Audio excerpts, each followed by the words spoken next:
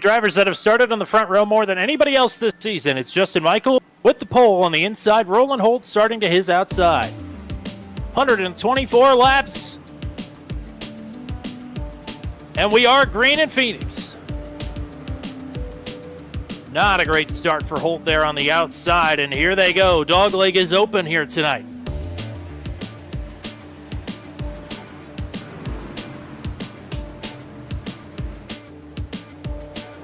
And of course, everybody knows these restarts are going to be absolutely insane, although we are rolling pretty good here right now. Like to be.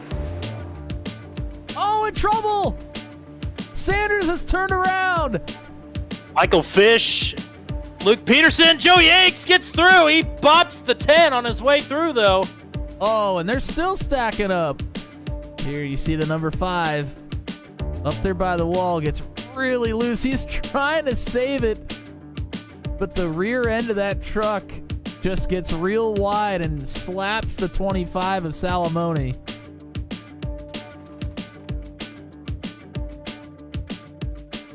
Radle's able to get through on the outside. DeMade looked like he might have taken a little bit of damage, but Peterson absolutely plows in there, as well as Michael Fish, Jacob Houston, Poliski, and Troy Thomas make contact, trying to get the brakes down. We're going on 4 or 5 laps of side-by-side racing here between the 78 and the 46. These are teammates, mind you.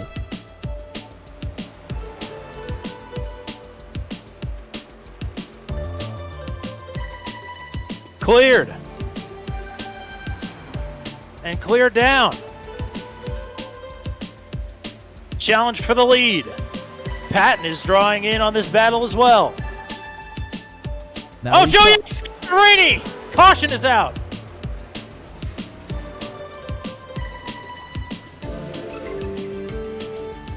Sixth caution of the night, and it involves the points leader.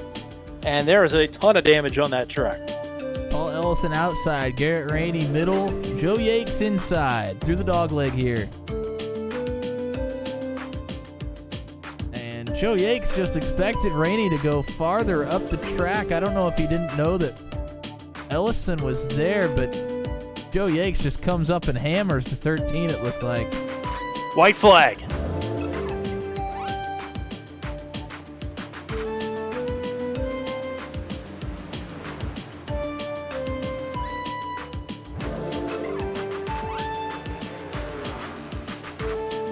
And what will be a big swing for the battle for the championship. Justin Michael is going to hang on for win number 5 on the season at Phoenix. If you're Joe Yakes, this is exactly what you did not want to see when you're having a bad night.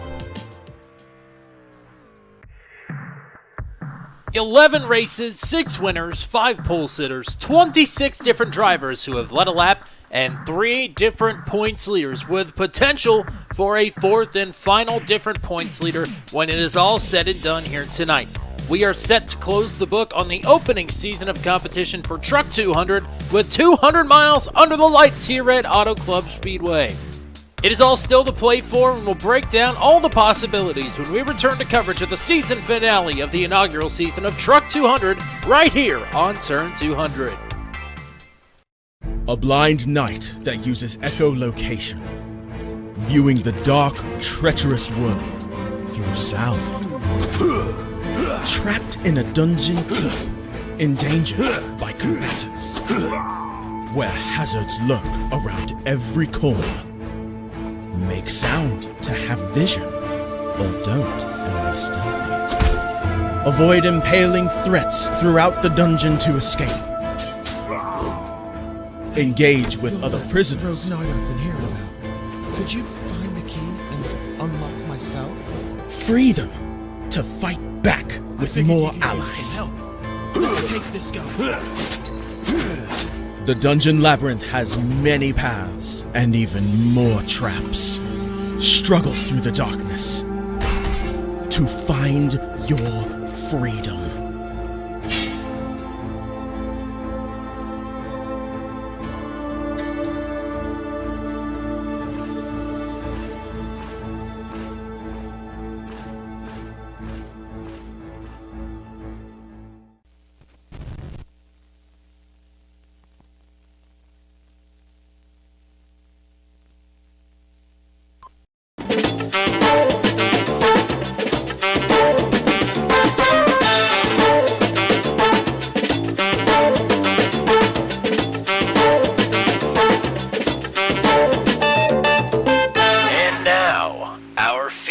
presentation.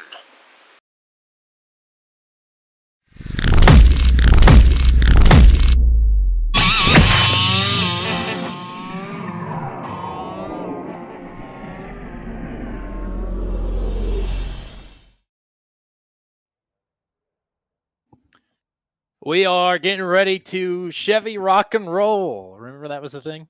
We're getting ready to rock and roll around the Auto Club here tonight. One last time in season one. Friends, neighbors, nobles, Roman, lend me your ears. It's the Broadcast Boys. One final time. It's Tommy Cook. It is the California King, Mr. Matt Williamson. Yeah, bringing it back, baby. Are you ready for 200 miles? The last 200 miles of our inaugural season here. Yeah, I mean, I'm super excited. Obviously, the final round, we still have a battle for a championship here between Joe Yakes and Justin Michael. We'll get to that here in just a second. But at a place like Auto Club where the tires are going to go away and we're going to have to find some lines up and down the track as these runs go on in the truck. So I'm very excited for it. The tires definitely do go away. That is absolutely for certain. What is going to help these tires is the fact that we are doing our final race here tonight under the lights. I don't know how you feel about Auto Club at night, but I think it's an absolute shame that NASCAR decided to move away from racing under the lights at Auto Club Speedway, because this is one of the best nighttime venues, if not the best, on the service. Yeah, I mean, we've had a couple of experiences already. One of them for certain on stream that has just delivered tenfold. So being back here at Auto Club under the lights, I'm expecting fireworks again here tonight. So we are probably about half an hour on the sim away from the sun actually setting, but the lights are already starting to come around Auto Club Speedway. And if the lights are on, that means that it's fight night. And we got the tail of the tape for you in that spirit. And Matt, why don't you walk us through what the viewers at home are seeing here and your two heavyweight contenders looking to take home the hardware here tonight. Yeah, I mean, we have one person who coming into this season, I didn't know Joe Yakes at all, and I didn't know Justin Michael at all, but that's somebody that you didn't know either. Joe Yakes came in, he has 2 wins, 5 podiums, and Justin Michael came in, I want to say 3 weeks into the season. I don't remember exactly. Yep. But he has 5 wins and 6 podiums in a limited season here in Truck 200. And he can clinch the championship here if he gets the maximum amount of points possible and Yakes gets 4th. He can win the championship here. Now, Joe Yakes, no matter what Justin Michael does, as long as he gets 3rd, he's got it. So we're going to be looking at doing some math and different things. Now, there are some bonus points available as well. So when we start talking about maximum points, we have to start taking those into account as well. Now, I will say that the 3rd place finish does not go down to 4th if Justin Michael does not max out. Joe Yakes, rather, still needs to finish 3rd. A 4th place or worse with a Justin Michael win pretty much spells the end of the championship hopes here tonight for Joe Yakes. And a further complication in this is that Joe Yakes tonight has an EOL, so he will be starting from the back of the grid. And to make that just even that much worse, Justin Michael right now provisionally is on pole. So it is already starting as an uphill battle here tonight for Joe Yakes, but Joe Yakes is a great driver. He is awfully strong just about anywhere that he goes. And tonight, hopefully, is not going to be any different. And we're going to have a fantastic championship battle on our hands. One thing is for sure, we're going to be watching that 87 cut up through the field here tonight. And he'll have 100 laps to do it. But do we have anybody out on track right now, Mr. Matt Williamson? We do. We still have a few stragglers here. Currently watching Jeff Smith in the 96 try to put a qualifying run together here. He's currently in 17th, and it looks like he may have brushed the wall, and he's just going to come to a stop there. James Lehman has completed his laps, it appears. I think maybe the only one with some laps left is Jeff Oakes in the 5. Jeff Oakes, Jeff Smith, and James Lehman. Odd that you mentioned all three of those drivers. They all have EOLs. They're all qualifying. Actually, Jeff Smith does not. My apologies. Jeff Smith does not. But Jeffrey Oakes and James Lehman both have EOLs. So they are qualifying for pit selection, essentially, because they will be starting from the back of the grid, as did Joe Yakes. Joe Yakes, right now, 14th fastest. Actually put in the same exact time as Michael Fish. I learned something interesting the other day that iRacing times down to the 11th digit past the decimal, but they only show the first 3. Interesting. So that is... I didn't know that either.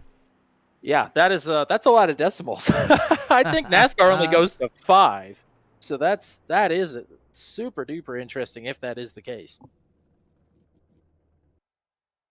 Alrighty, it appears that will do it for our qualifiers. We had a few that came in late.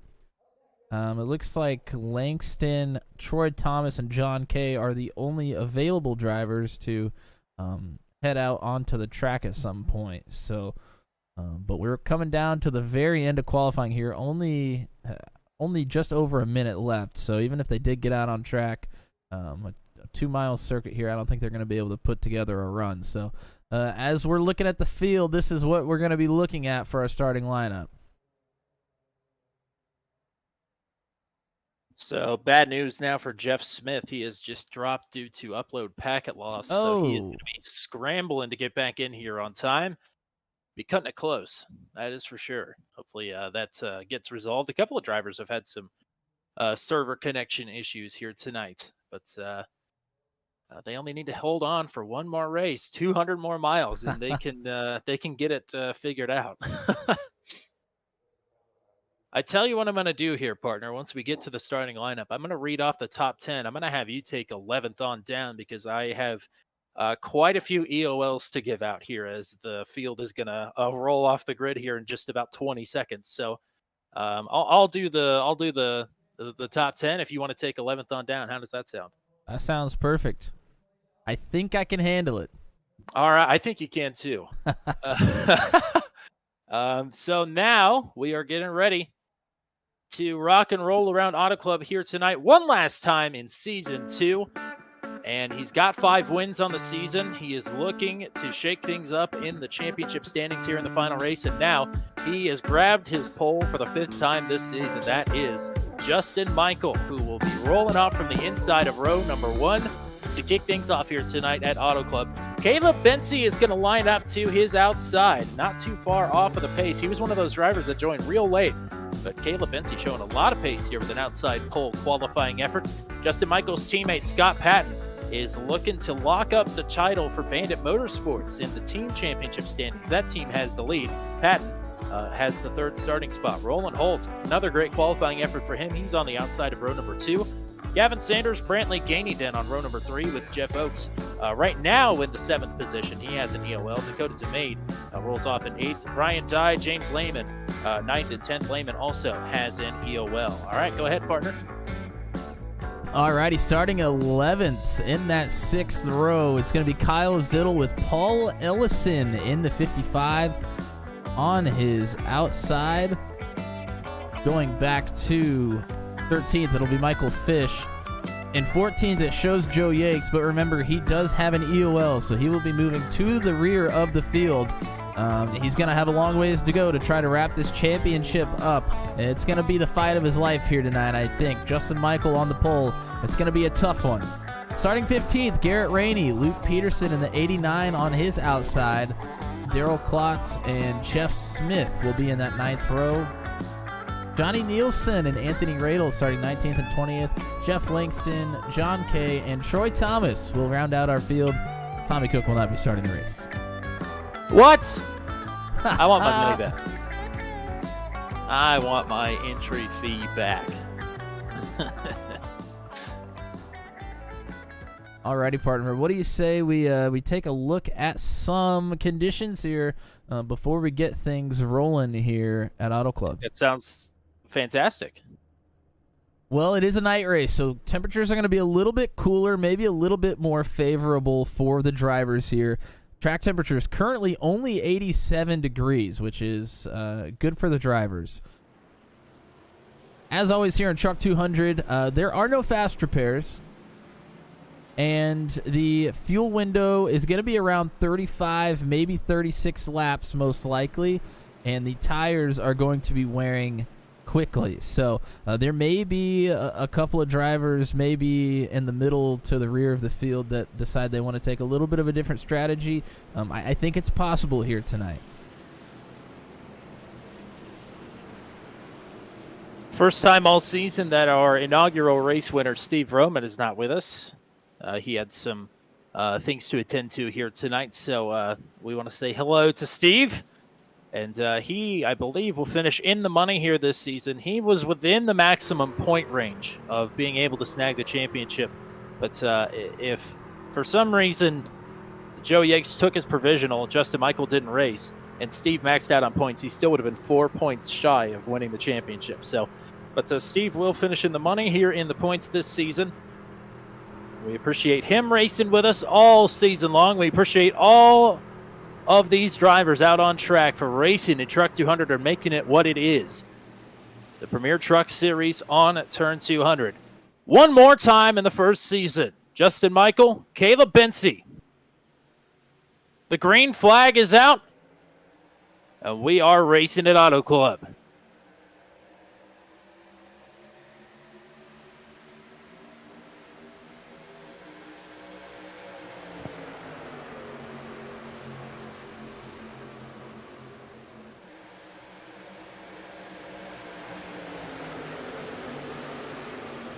Ryan Dye gets a little bit out of shape there out of turn number 2. Backs up, loses a couple of spots. As Justin Michael leads the way. His teammate Scott Patton has gotten around Bency for second. They both pull down to the bottom through 3 and 4. They went single file there for just a moment. First battle on the track here. I believe it's Roland Holt and Brantley Gainey. Holt on the bottom in the 50. He pulls up in line to stick with the draft here. Behind them, Garrett Rainey underneath of Paul Ellison and now Dakota DeMay. And a lot of drivers are opting to utilize the high side here. That is probably going to allow them to save a little bit more tire than those on the bottom. So that's a bit of a long-term strategy there as far as trying to conserve some tire wear to have a fast truck later on in the run. Jeff Smith didn't quite get into the session in time to make it back for the starting grid, but he is on the track on the lead lap. But about half a lap down to the leaders here is Justin Michael. Works it into turn number 1 and 2. Top 4 breakaway here. And 2 sets of teammates as well. Bandit Motorsports 1 and 2. Team Pleased by Echo Blade on Steam 3 and 4.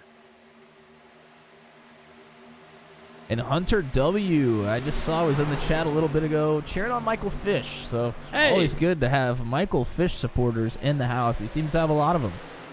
Absolutely. He is just outside of the top 10. He looked pretty sporty in practice. I would not be surprised if he's playing the long game here and taking his time. Some more movement farther on outside of the top 5. This group is tight. It's Holt, DeMade, Ellison's a part of that. Garrett Rainey's a part of this as well. Ryan Dye in this mix.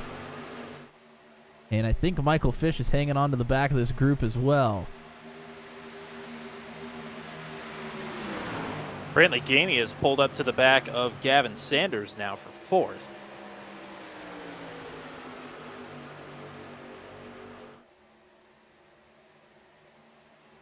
So not a complete breakaway, but a little bit. Yeah. And you'll see that a lot of comers and goers here early in the going. It's just a question of who is going to be able to hang on to their tires here.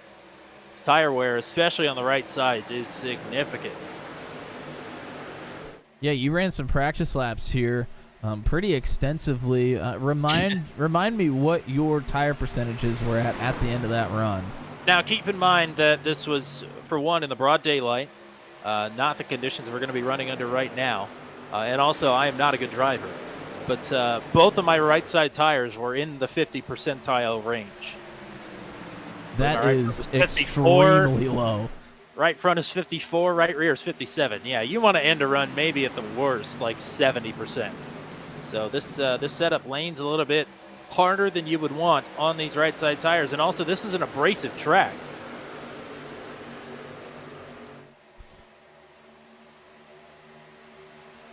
All right, everybody. I shouldn't say everybody, but there are a lot of drivers that are caught back up to this little lead pack we have here.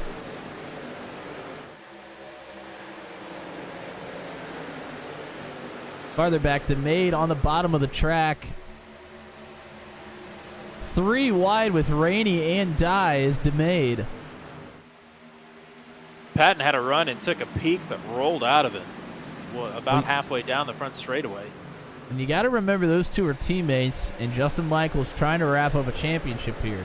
And when I say wrap up, I mean capture it for the first time on the final round. Joe Yakes watch right now, he is 17th after having to start from the tail of the field, so he has picked off a few drivers here, but still a lot of work to do for the points leader coming into the race. Currently, as they run, he is not the points leader. And I think one thing that he can do to maximize gaining as much ground as possible, he's got to have good pit stops tonight. If he can make up a few spots on pit road, I think that's really going to help his chances of having a good run.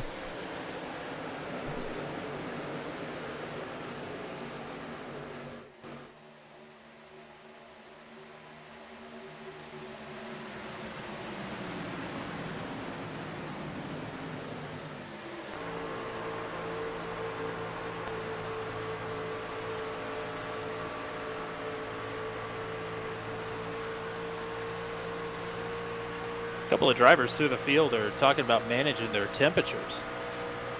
And that is one thing to point out, is they are in these long lines here. A lot of these guys towards the back of this pack are having a lot higher speeds.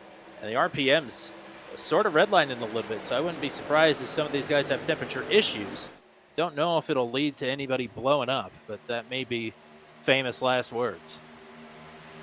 Yeah, I mean, the drivers are just going to have to be smart about knowing when to kind of dip out of line to get a little bit of cleaner air rather than being sucked up right behind the person in front of you. One of those drivers is Michael Fish, and he did exactly what you just said. He went from the wall straight down to the white line, maybe to get some air, but maybe also to try and get around Paul Elson for the 9th position.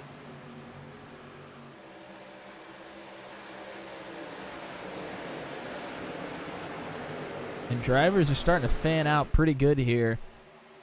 Lap 10, this is where you're going to see and feel the tires underneath you start sliding a little bit. And you're going to start wondering, which line do I need to start running here to maximize the speed to carry momentum. Usually I would say you tend to kind of want to go north up to the top of the track to carry more momentum around this big track in the trucks.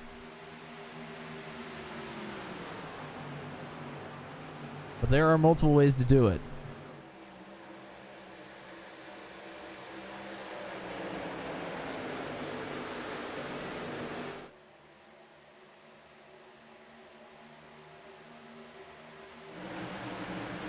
Michael Fish, supporter for life, says Hunter W.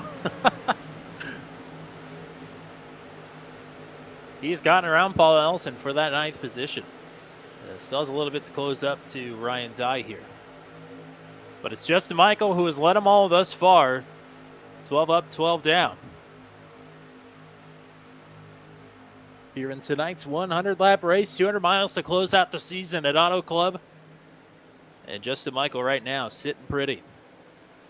John Kay starting to work his way through the field a bit. He's up to 11th now. Oh, and there's contact with Ellison. And somebody else was involved there, I believe. I think it was John Kay. He caught me looking at my timing and scoring. I wasn't looking at the actual sim itself. Kay did get a piece of it. So talking about the temperature issues, John Kay is probably going to have to come in and get that damage fixed or risk overheating. That was a pretty big shot. Yeah, and you can see Kay has dropped back almost 7 positions now. Somebody So who now, does move up as a result is Joe Yakes, though. Yakes up to 13th now. Back to our leaders. Bensi still right on the rear bumper of Patton. I thought he was going to take a look to the inside. He had to look into 3 last time around as well.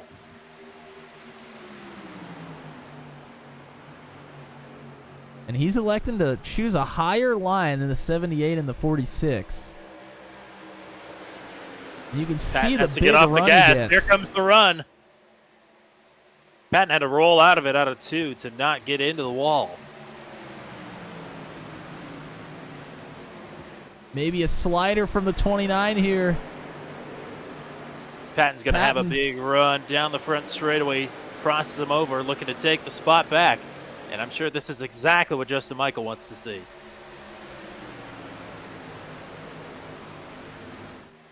And now You two go ahead and fight it out. Yeah, now Bensi will have his preferred line back. Patton actually able to clear Bensi going into turn 1. And Gavin Sanders is now pulled up on this battle as well. So it's a 4-truck freight train out front once again. Clara Hicks says, let's go Fishman. Yeah. Yeah. We got more Michael Fish fans here tonight. Love to see it. And there you go, Michael's still hanging there in the top 10. Bensi slides in front of Patton again. Patton with the crossover. Oh! Oh! A little bit of contact. I don't know that was how he... netcode contact. It did register, though. Bensi has some damage over that left rear wheel hub.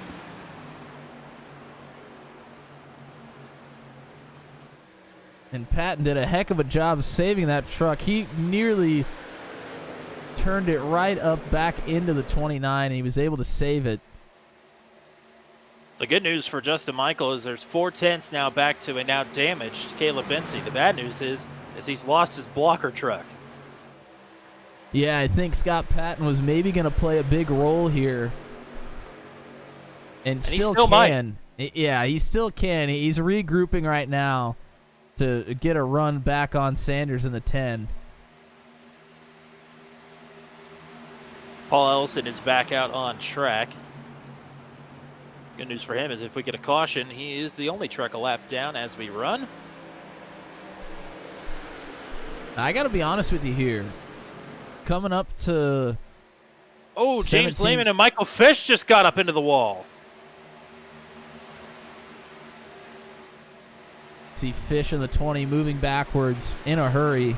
It sounded like Lehman got loose underneath the Fish maybe, and they both got up into the wall and into each other. But neither of them ever spun it out. DeMade and Lehman racing very tightly there through turns 3 and 4 as well. And Joe Yakes is right behind them. He has 3 trucks within striking distance. Definitely is going to want to try to pass those before the pit cycle here to try to maximize. Whoa, we got problems. Trouble in turn number 1. Daryl Klotz went around. I think he tagged a couple of other drivers on his way around. And the caution is out for the first time.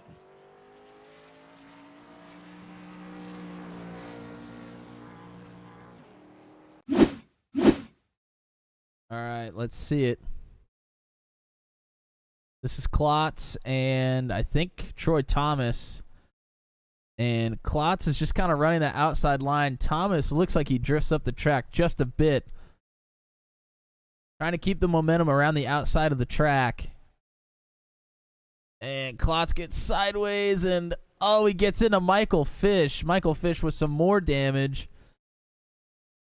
And I think that's Luke Peterson who piles into him as well. So Klotz with heavy, heavy damage here. I remember they got into each other last week at Phoenix as well. It was nothing malicious or intentional at Phoenix.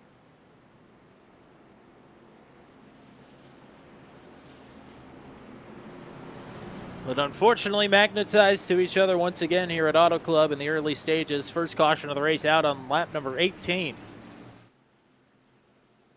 I believe Michael Fish has just had to tow back to the pits, so what was a good night has gone sour very quickly for the Fishman.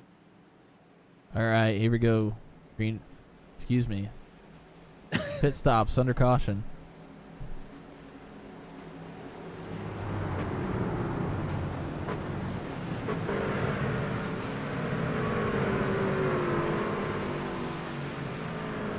It's the end of the night for Luke Peterson as the lead lap drivers here, all on pit road.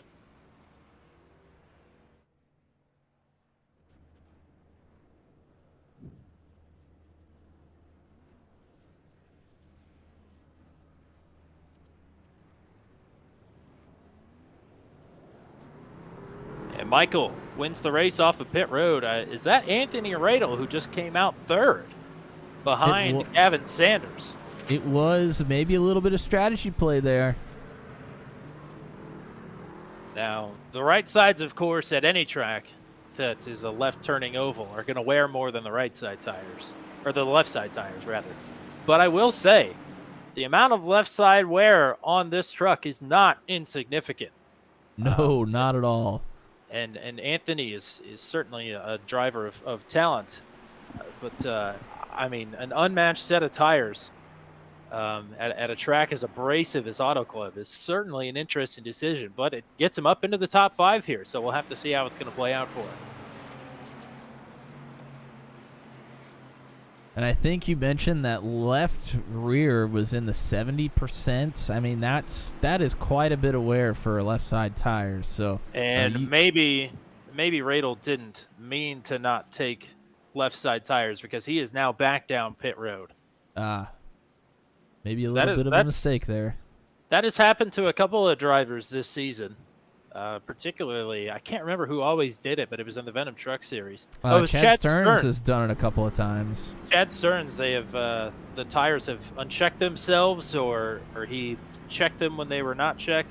Whatever the case, he would a couple of times late in the season he didn't end up taking tires, and we thought it was a strategy play, but it was just a big oopsies. So Paul Elson gets the lucky dog. He is back to 2 laps down. Michael Fish and Daryl Klotz, I believe, are both in the pits getting their service done. And I'm on Peterson board. Is 1 lap down. I'm on board with Joe Yakes, points leader heading into the night. Would not currently be your champion the way they are running, and this is what he is staring down the barrel of, starting 11th on this restart.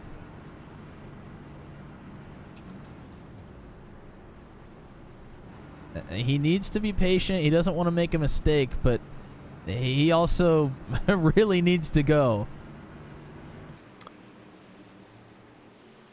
And Michael Fish has disconnected. I hate to say that out loud because that is the majority of our viewer base, I think, are here to cheer on Michael Fish. But well, if I know Michael Fish, he's going to be here in the chat talking to us before too long. That's true. Green flag is out.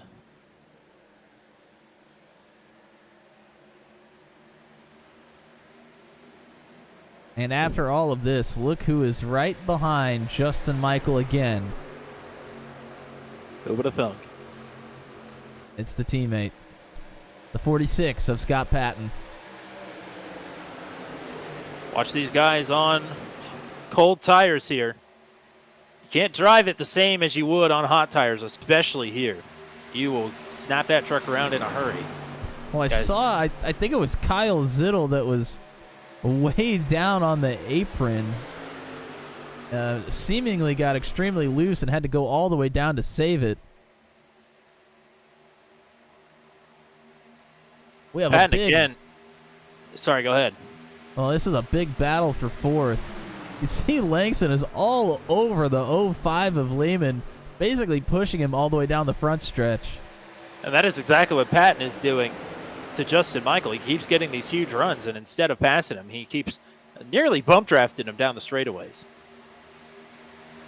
How about Brantley Gainey? He's been in the top 5 pretty much most of the race, and we've neglected to mention him thus far. But he's having a pretty outstanding run. Yeah, I mean, he's looking as strong as he ever has, except for maybe his win in Atlanta. But, I mean, he was right there for pretty much that entire first run before the caution came out. A few drivers have set their fastest lap of the race that last time around. Brantley Gainey right now has the purple lap of the session.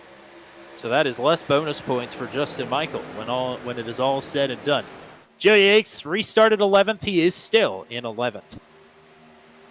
But he is still working his way up through the field. Looking at weather conditions, we're still at that 87-degree track temperature. So really not any changes as far as the track goes temperature-wise.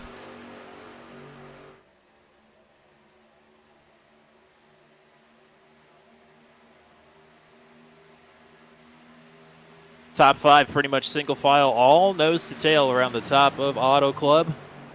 But they are bringing the party with them. Gainey's looking to the bottom of the 10. He slides up behind. Gavin is going to close right up to Scott Patton here. And it's a 9-truck breakaway with Bensey and Yakes not too far behind.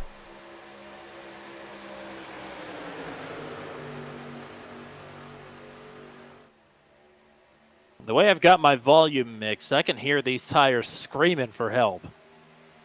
Right on the razor's edge. Purple lap of the session, Caleb Bensey, 48.67. It's only about 300ths off of the pole time set by Justin Michael. And here goes Sanders. He had a big run off the top side. He's underneath the Patton right now, squeezing up to the wall. If that were a... oh, and Michael dives to the bottom. Wow. If that were Gavin Sanders' preferred modus operandi, there would have been some wheel smoke coming off of those open rear tires there. Battling door-to-door, wheel-to-wheel with Scott Patton. And Patton, I don't think is clear. Sanders is still there on the bottom.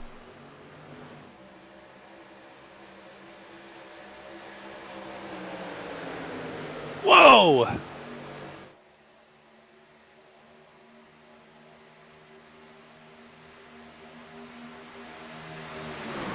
These three have had some battles here this season. They have. He just loses that big run when he doesn't run the outside of turns 1 and 2. Gainey had to chase the truck up the hill that time. Lost the run that he had on Gavin Sanders. He's got help now from Garrett Rainey, though, and it's Gainey and Rainey, 4th and 5th. And Joe Yakes and Bensey looking to get past Langston. Joe Yakes actually pushes Bensey past the 1, but loses a lot of time into the corner. Oh, my. A big move from Langston to try to get up behind the 29 again.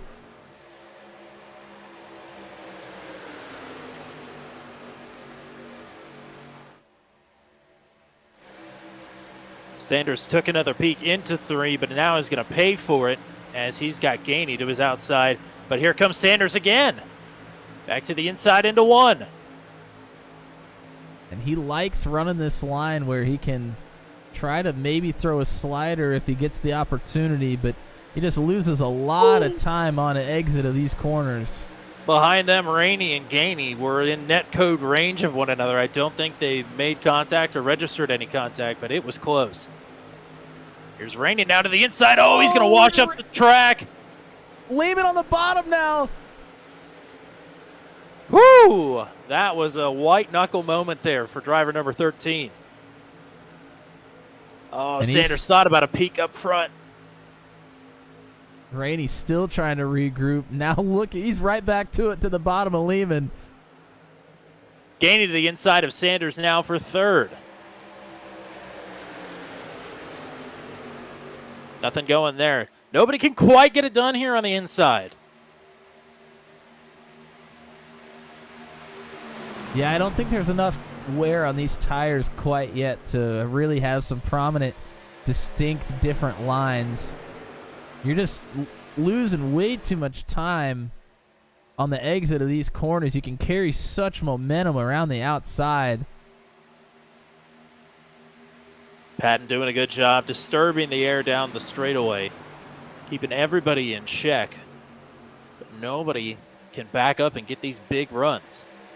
And this is why you're seeing everybody come together. I mean, they can all get runs on each other, but it's very, very difficult to pass right now. There's a little bit of contact between Dye and Bensy. Ooh, in the middle of 3 wide. A hokey sandwich there. Oh, and we're 4 wide now. Oh, my. Bensy clear up on Dye. Going to try and side draft Gainey. It was a hokey sandwich with Dye in the middle and some Little Caesars crazy bread to boot. Brittany Ernsberger in the chat wants to talk about the 96 of Jeff Smith. Started late, wasn't able to get into the session, gets a little bit of help from an early caution. He's in 12th right now. Yeah, he did a good job recovering from an internet pause, if you will, and started from the pits, didn't go a lap down, and now he's right back in the mix here. This is as super speedway-like as it's going to get for a non-super speedway. Pretty much everybody that's in touch with the leaders right now can get up here and make moves. It's the top 11 that are really in this lead draft here. Justin Michaels, Scott Patton, Gavin Sanders, Brantley Gainey, Caleb Bensy, Roland Holt, James Lehman, Ryan Dye, Joe Yakes, and Jeff Langston, and Garrett Rainey. Although Rainey is sort of in between the 2 packs that we've got right now. Bensy was absolutely rim riding the outside wall through turns 1 and 2.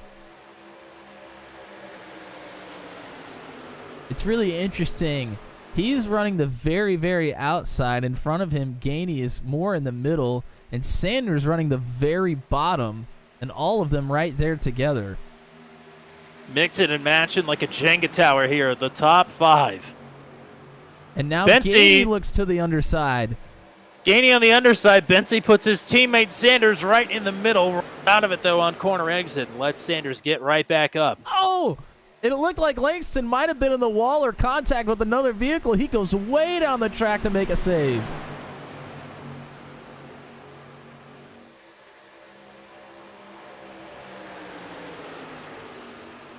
Top 3, nose to tail. Bensy on the outside of his teammate. While all of this is happening, Joe Yakes has gained just a couple of positions up to 9th now, but definitely not enough if Michael is going to win this thing. Bensy to the outside of Patton. 3 wide. Oh, man! Close. Patton wasn't clear. And Nobody then was Sanders was on the bottom, and he came up the track. They're all moving and shaking. Tell you what, Bensy has knifed his way through this field. He was all the way back there with Joe Yakes right in the top 10, maybe 10th or 11th on the restart, and he's made his way up to 2nd now. Was running second, or running third rather, when the caution flag came out. And something happened on that pit stop where he lost a ton of positions. John Kay has just hit pit road. Remember, he had damage from an earlier collision that did not bring out the caution with Paul Ellison.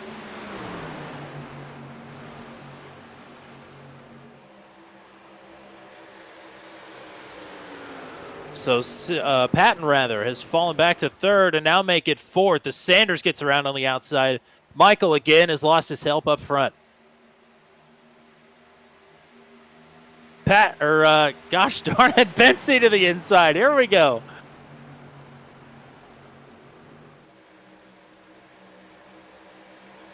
Bensy won't have the momentum out of the corner. I thought maybe Sanders would stick with him, but he doesn't. Sanders puts himself in a box here.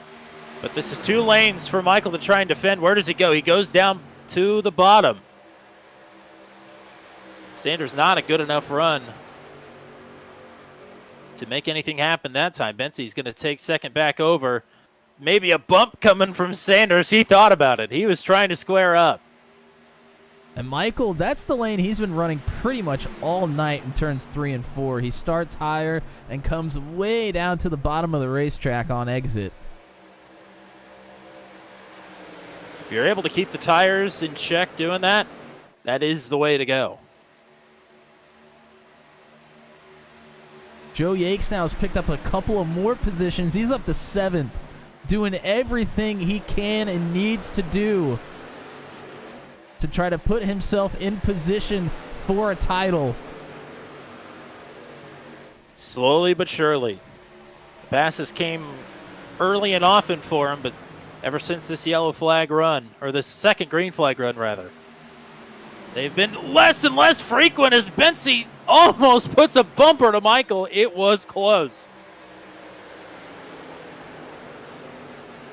We talked about how he was starting there in the back, and he just needs to be strong, steady, and patient trying to work his way through the field, and that is exactly what he has done tonight. That's the 87 of Joe Yakes. I think all of the patience is in that half of the field, because up front there are two angsty drivers in second and third that want to get up and lead some laps.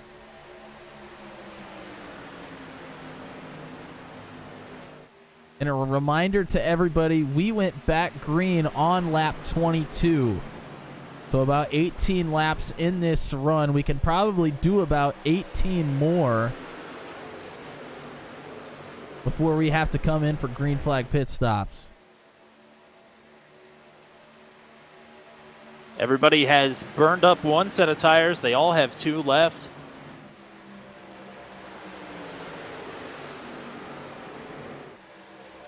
Going to be interesting to see how they split up the rest of this race. Yeah. Sanders a little bit wiggly there out of turn 4. That is going to give Patton another look. Here goes Benson to the inside of Michael for the race lead. Michael has it at the line, but this is the best opportunity anybody has had to take Michael over for the top spot. He gets it done. Watch for the crossover, though, out of turn number 2. Michael backs up the entry. He's got a big surge here out of the corner. Back to the inside. And leaving on the inside of Sanders through all of this as well. They're 2x2 in the front.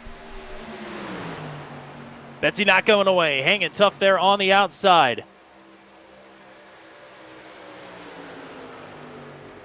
And I mentioned Bensy and Michael, as Michael is going to hang on to the lead for now.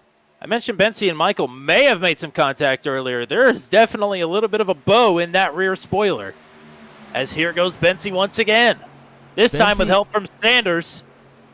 Sanders may be trying to cover off the crossover move. This is going to move Michael to the outside, though. Michael into the wall.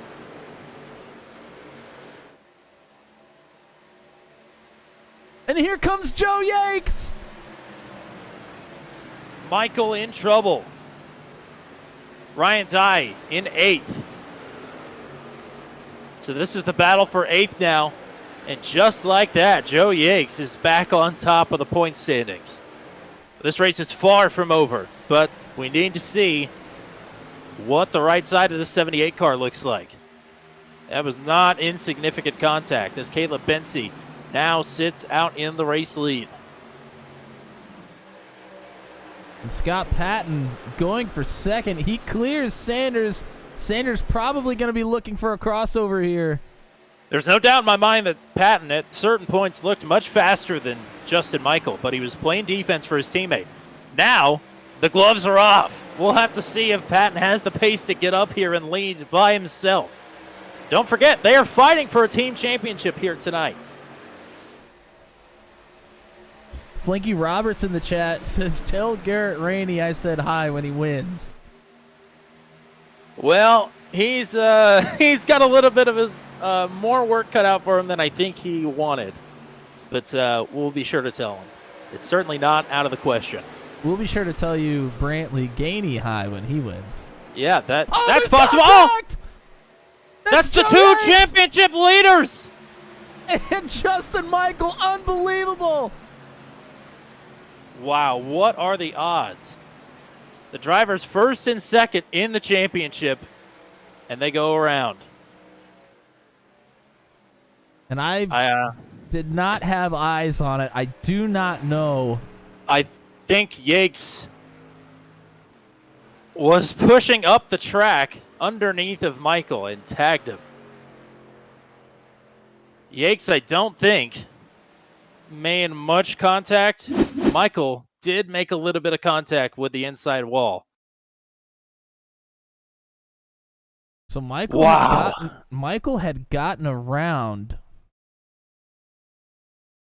Joe Yakes, and you're right, Yakes trying to get up behind the 78 just barely tags him in the left rear.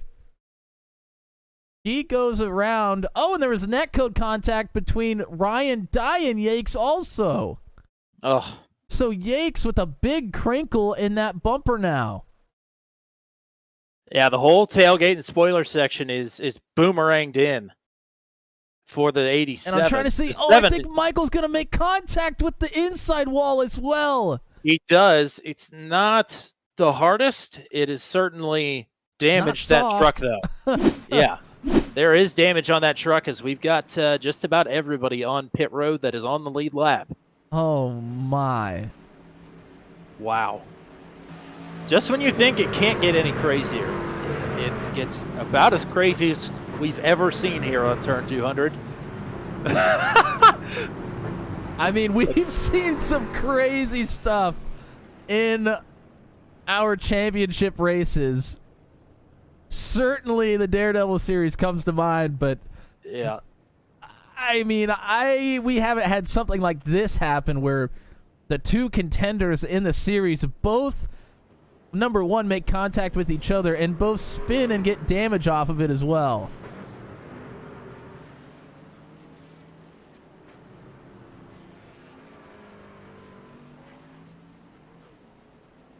Michael is here in this very first pit box, and you can see he's been there for a long time.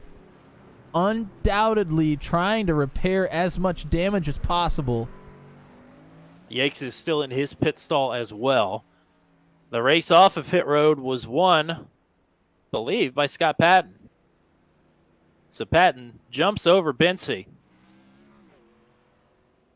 Roland Holt came out third. Ryan Dye, who got a piece of that wreck, came out in fourth. James Lehman fifth. Brantley Gainey sixth. Jeff Langston seventh. Troy Thomas eighth. Gavin Sanders then fell all the way to ninth. And Anthony Radel then would round out your top 10. Whew. All right. Wow. I don't really know what to say to that. I mean, it certainly didn't seem like purposeful contact. It just happened. And neither was what happened to Yakes last week between him and Garrett Rainey. It was just last week was a little more egregious than that. But that was certainly an easy mistake to make, especially at that point in the run, over 20 laps in on that set of tires. These trucks will want to start sledding with the front. So if you're trying to tuck in to line, it is an easy mistake to make. But still not one that we expected to happen to those two drivers. No, not at all. And also the contact racing hard for the lead and the team dynamics coming into play up front. They didn't make contact, but Bency and Michael's hard racing ended up with Michael up in the wall for him to be in that spot in the first place. Wow. Well, it certainly has gotten a lot more interesting as both drivers are leaving pit road, catching back up to the tail of the field. Actually, Yakes is in position. Michael is still on the loud pedal trying to get caught up to the tail here. But the pace car is about to hang a left. Scott Patton is in control of the restart. He is elected the inside. He has Caleb Bency right back to his outside now. How about Roland Holt in third, Ryan Dye in fourth?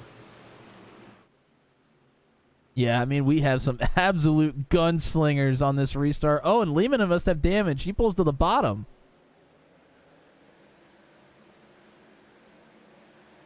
Contact, I think, between Jeffrey Oakes and Garrett Rainey on that restart as well. I think in the stack up with Lehman.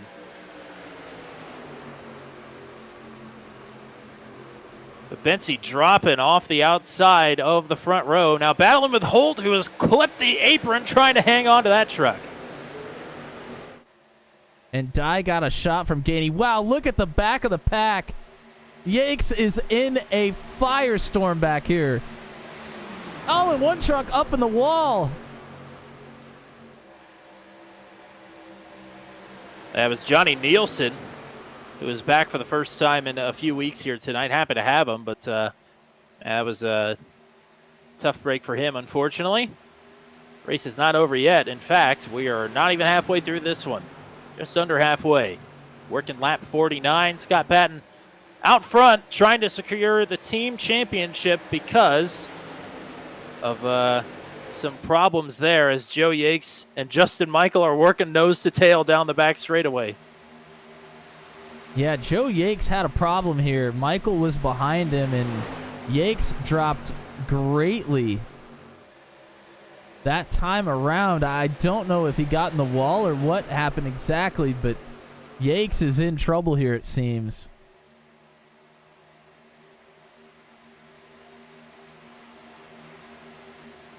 Ryan Dye, I think, just got up into the wall and has lost at least 2 or 3 positions. As Troy Thomas is working underneath of him and gets up to the 6th spot. Great to see Troy up in the top 10. So your 2 championship contenders are back here in 11th and 12th. Whoa! I think Jeff Smith disconnected or something happened. He just hooked a left straight into the wall, and he never stopped.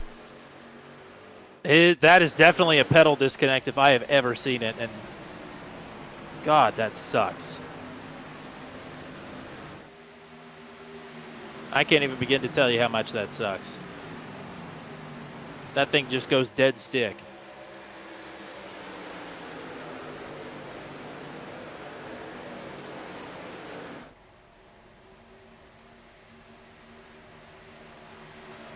Lehman, who had an interesting restart to say the least, is in 5th. He was working on Gainey on the bottom side. In the top 5, it's a breakaway right now. Back behind them, Sanders, Ryan Dye, Dakota DeMade, Troy Thomas in 9th, currently in a top 10 position. And then Jeff Oakes, Justin Michael, and Joe Yakes still 11th and 12th. And if you're Joe Yakes, you're just trying to stick right on that rear bumper of the 78 and ride it the whole way no matter where he goes, and you'll have wrapped this thing up. Lehman looking underneath of Gainey now to go up to 4th. And we haven't talked much about James Lehman today other than whatever happened to him there on the restart. But he is right now the 2nd point scoring car for Bandit Motorsports.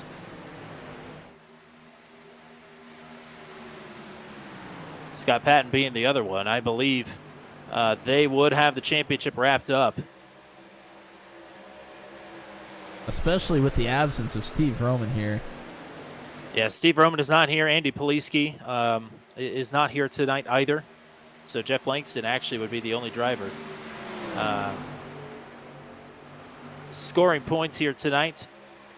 But their other contenders are actually just Joe Yakes because Adam Cantwell and Richard Kissinger are not here tonight for Hammer Down. So it's all but done and dusted here unless unless some crazy things. And here goes Bensi keep for the happening. lead. Bensi able to clear on the bottom. That's exactly what he did to take the lead the first time around. He gets it. Bensi's figured out something in 3 and 4 to get a great run down the front stretch. Here comes Patton back. Glad you said that. I was still a little bit behind. I rewound to look at what happened to Jeff Smith and didn't fast forward. Slide up. Bensi going to have the run, though, once again. Great battle here. A couple of crossovers between Bensi and Patton. These two have had some fantastic battles, and they've both been very complimentary of one another this season. Bensy coming in way late into this season, but Patton also coming in late to this season as well. They've seemingly both found keep your friends close and your enemies closer racing up front as often as they have. If you remember going back to Brazil, they had a heck of a battle on that road course. Yes, they did. And they both loved it. Maybe loving this just as much. As Patton back underneath of Bensy, they are going to be tied at the line. Yeah, they were actually tied. 0.000 as, Jeffrey Oakes and Justin Michael make contact. And Anthony Radel is now in this battle as well. So Justin Michael and Joe Yakes just doing everything they can to hang on to positions. Oh, Joe Yakes way to the bottom. Nearly made contact with Oakes. They're 3 wide. Radel trying to give some help to Justin Michael here. Oh, and wow! that was close. And now Michael and Yakes side by side. Now Radel dives down to the bottom of the track. Look at this huge run. This is probably not going to end well, is it? And Up Jeff front, Oakes Patton is all over the back of the 78. Yeah, these guys are going nowhere in a hurry. That's sort of the name of the game here. Up front, Patton is back out in front of Caleb Bensy for the time being anyway, as we're watching this battle to get into the top 10 and the battle for the championship. Here's Oakes again! Loose. Oh, that was almost detrimental to the 78. If that was anybody else other than Justin Michael, that would have ended in disaster. But Justin, I mean, he is being put through his paces here tonight. And he wants nothing more than to get off the front bumper of the 5 right now. I think what he wants at this point is a fast repair, and unfortunately he is not going to get it as, Rainey sticks it underneath of Radel now. And farther up, Lehman and Gainey are still battling. Gainey underneath Lehman for 4th.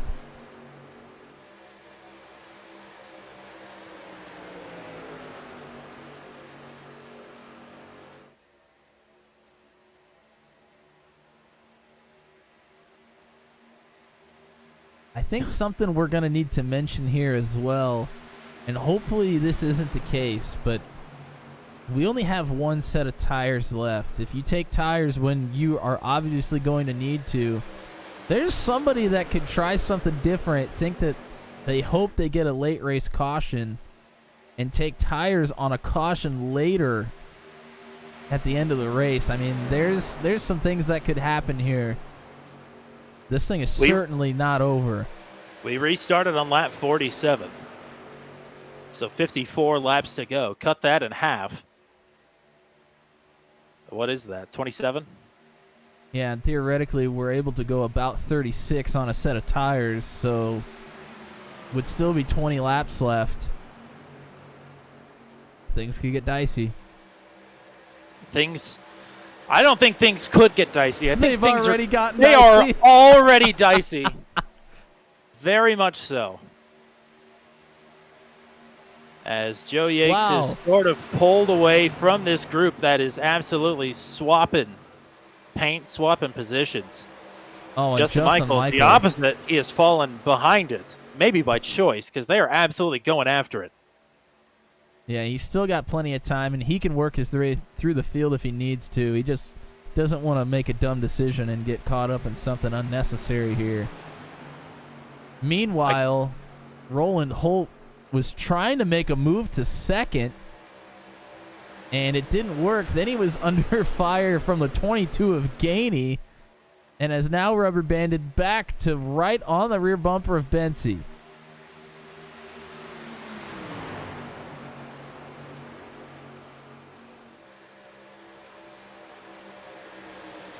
I tell you what, Tommy, you know how to put a schedule together. You've produced some exquisite racing and nothing less here in the finale of the first season of Truck 200.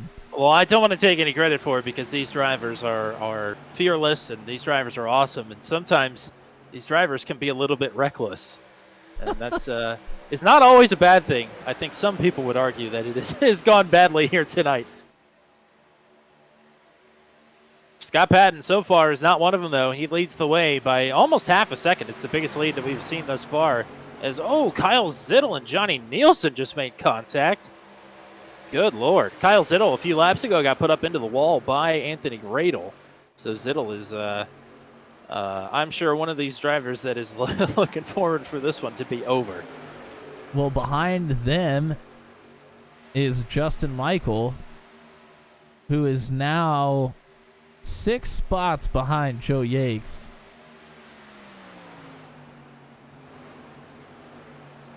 The biggest gap in points in terms of the rubric is up front. Once you get in the back, they're all pretty close together.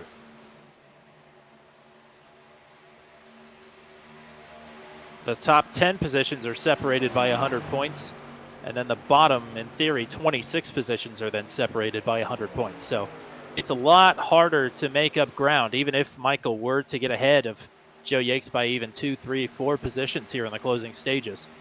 It gets a lot harder to close that gap when you're not up front.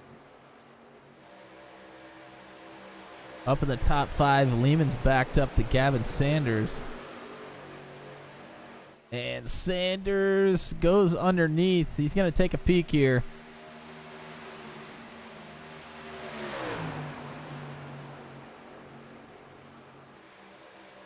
It looks like he will be able to complete this one.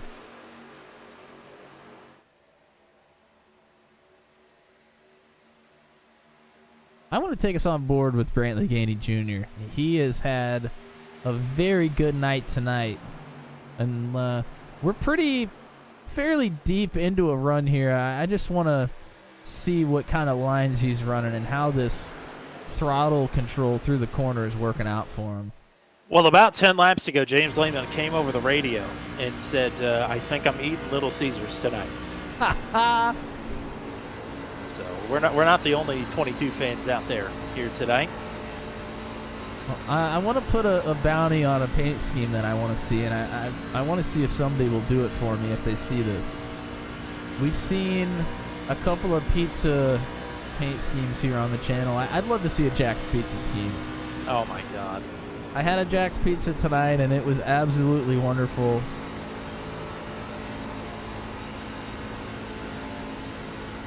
I'd like to see it. That's all I'm saying.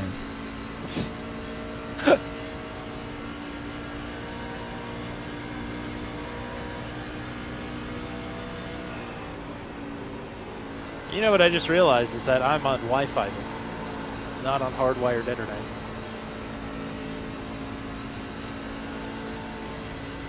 All right, so it's Scott Patton leading the way, Caleb Binsey, Roland Holt, Brantley Gainey, Gavin Sanders, your top 5, James Lehman, Dakota DeMay, Troy Thomas, Ryan Dye, and Joe Yakes, your top 10.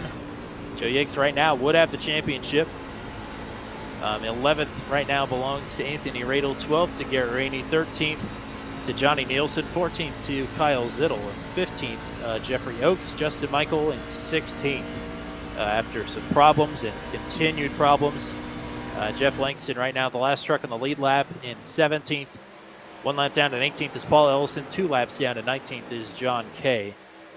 Retirements thus far from Jeff Smith, Michael Fish.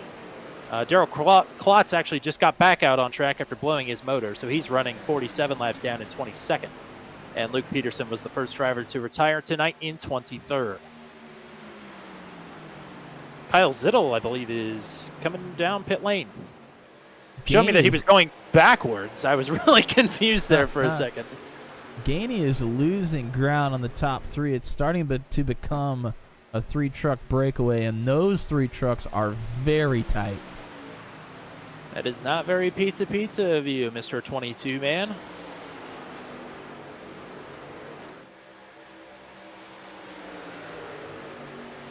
And this is with about 21 laps on our tires now.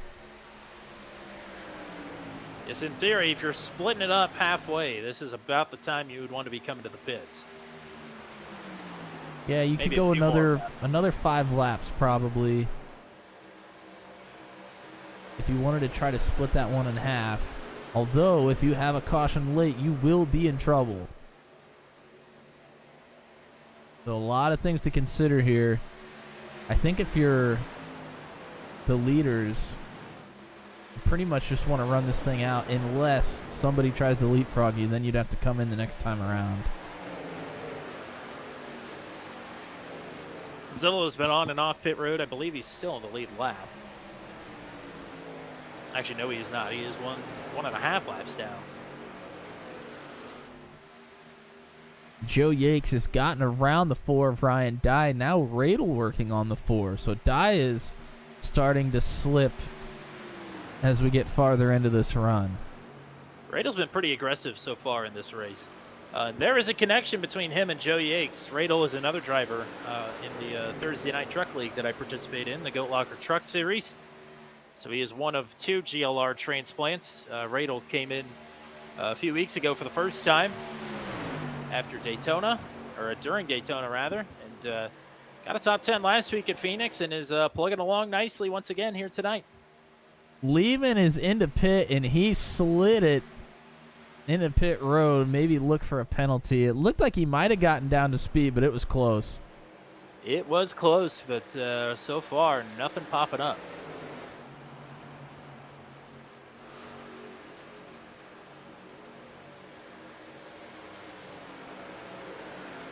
So you said it, if a couple of guys a little bit farther back are looking to make a strategy move here, this might be the time to do it. Lehman, who was, I believe, in 6th at the time he came in, decides it's time to try something different. John Kay is 2 laps down. He's on pit road. Mr. Allstate John Kay. James Lehman off pit road. Here comes Garrett Rainey now. Rainey just outside of the top 10 when he hits pit road. And as we're watching the pit stop start to unfold, Bensi has taken a couple looks here at the race leader. Top 3 are still nose to tail. I think maybe just looking for an opportunity to make one of those big runs he's been able to generate, specifically down the front stretch. And here we go. Right on cue. Good call. Oh, and he's able to slide up in front of the 46. Now the 46 will try to cross it over. I think Bensi's done a pretty good job defending here. I think he stalled out the run of the 46, at least for the time being. About to see what Patton has for him here into 3. If he doesn't get overtaken by Holt, Holt stalls out.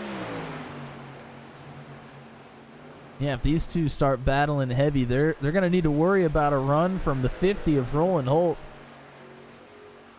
If there's one thing that Caleb Bensi knows in his open wheel training, it's aero wash, how to manipulate the air. Maybe not as effective on these trucks, but that doesn't mean that there's no effect. That doesn't mean that Bensi isn't going to try.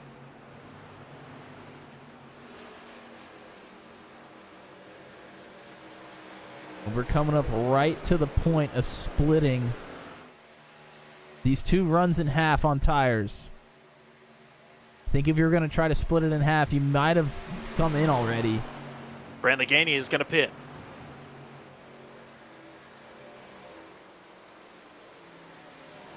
And that makes sense. Gainey was slipping a little bit. He needed to do something to shake up the strategy, gain some momentum. He has Sanders coming in with him as well. So these two will have 26 lap-old tires when this one is all said and done. And we know that for a fact because they are out of tires. Jeffrey Oakes is hitting pit road as well with some considerable damage to that truck. Here goes Roland Holt to the inside of Scott Patton.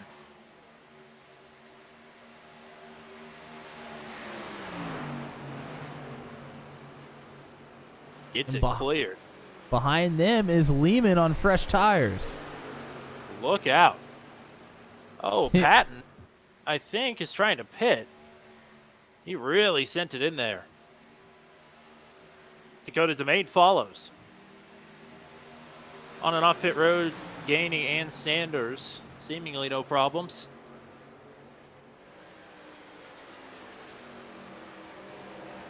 No penalties so far under our first round of green flag pit stops here. But remember, everybody will be putting on their last set of tires. And there's no options for scuffs. So if if Patton comes in, you think Bensi comes in here as well? I think the answer is yes. Oh, it seems like he's carrying a lot of speed here. Bensi always wanted to send it on pit entry. He does. Holt does a good job managing the gap. He doesn't really lose any time, hardly, to the leader. New leader will be Troy Thomas. Hey, Troy Thomas, up 20 spots from where he started. He's leading the field. Joe Yakes is in second.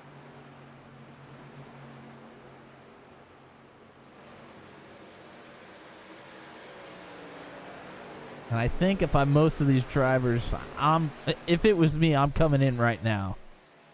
Troy Thomas is pitting. Johnny Nielsen is in right now as well. At this point, there's maybe going to be one or two people that can try to make a different strategy play on pit stops and try to catch a late one and then take tires. Holt just overtook Bensi on pit exit. Here comes Troy Thomas from the lead. But Holt overtakes the 29. Some of these drivers that pit early for tires are going ahead. Gainey and Sanders. And Yakes is looking to stretch this one out. Scott Patton is well ahead of everybody here. He should cycle out to the lead pretty easily. By almost a couple of seconds, really.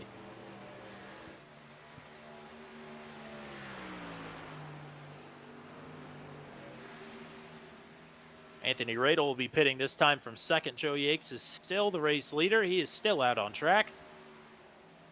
And I understand Yakes trying to lead a lap here, but man, I just feel like he would have came in.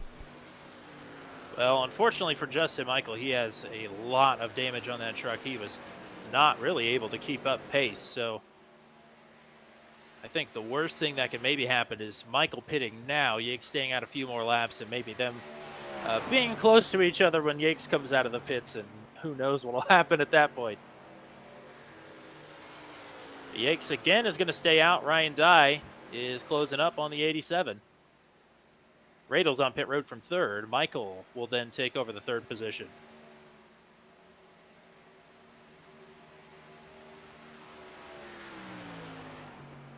I think Yakes, theoretically on fuel, can maybe run, I'm going to say 3 more laps, probably at the most.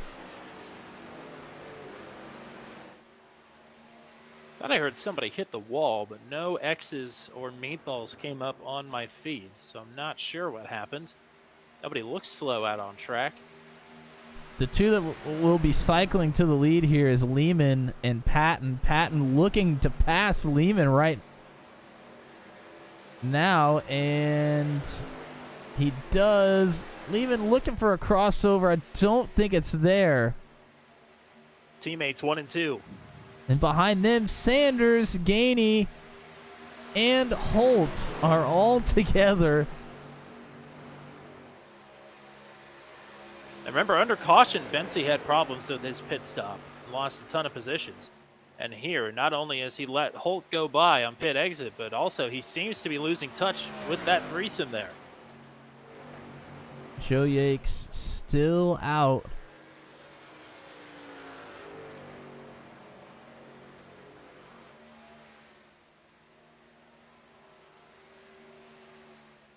As is Ryan Dye. Look at these two getting taken over by people with much fresher tires. Justin Michael coming into pit. Yep. Yeah, it shows me everybody going backwards when they hit pit road. I don't know why. Joe Yakes is pitting now. So he covers off Justin Michael's strategy. Maybe that's what he was waiting for. Ryan Dye is moving down to the bottom of the track. He may be looking to come into the pits this time as well. Jeff Oakes just had a brush maybe with his teammate, Darrell Klotz. Yakes pretty slow into pit road, making sure to not pick up a penalty. Ryan Dye stays out on track, leads a lap. He led the first lap this season. The first lap in Truck 200 history. Has finished second twice.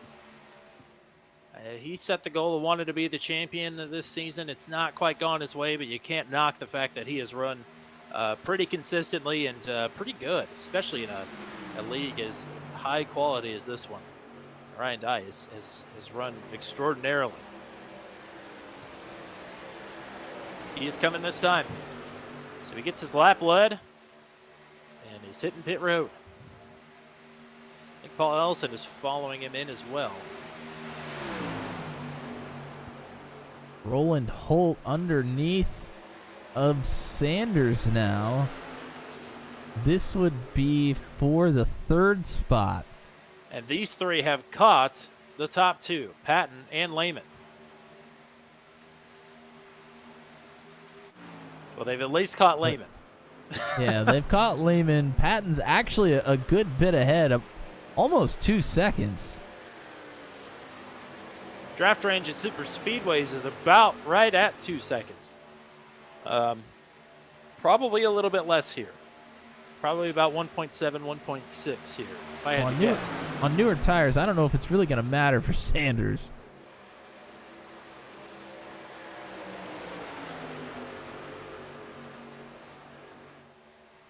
Gainey's struggling quite a bit here. Bensi now able to get past Gainey. And as I say that, he's actually looking to take a run on the inside. Man, they look like the Blue Angels in a formation right there coming down the front stretch.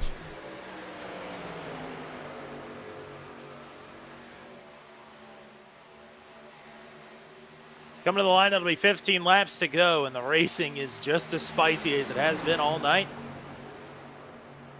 2 cautions here tonight. One of them were first and second in the championship getting into one another.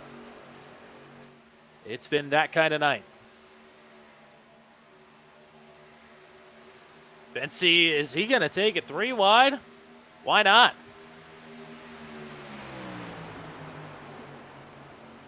Holt, I think, is going to roll out of it here. I wouldn't Maybe bet on not. it. He does. He thinks better of it. For now. The time for rolling out and giving away is almost over. It's 15 to go. Also, with these 3 battling so heavy, Patton's lead is getting larger. Nearly 3 seconds.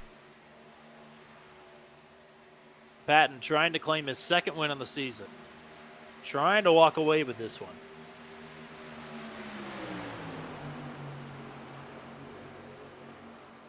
Jeff Langston has called it a night. I think he will fall down to 19th, but that should be the extent of the damage for him. And I do believe... Oh, wow. That should all but lock up the title here for Bandit Motorsports. For those curious, Joe Yakes currently sits 12th. Justin Michael 16th. But as we stand, Joe Yakes would be your series champion. I believe that would give him something like a 75-point lead once it's all said and done. Oh, Yakes and... Or no, that was not Yakes. Sorry, that was Gavin Sanders and Justin Michael that just made contact as Sanders was going by.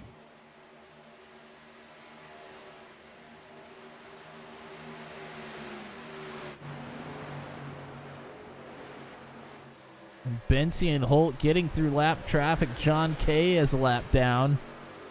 I just heard somebody blow up out on track. I think it's Jeffrey Oakes. Indeed it is. He is going to pull down onto the apron.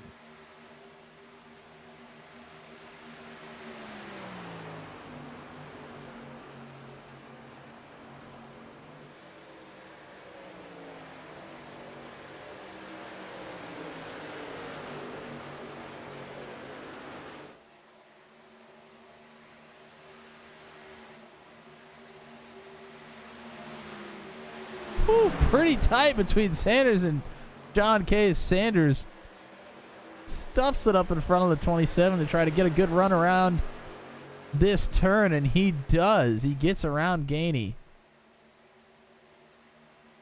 Yeah, the open wheel boys are not giving an inch here tonight, are they?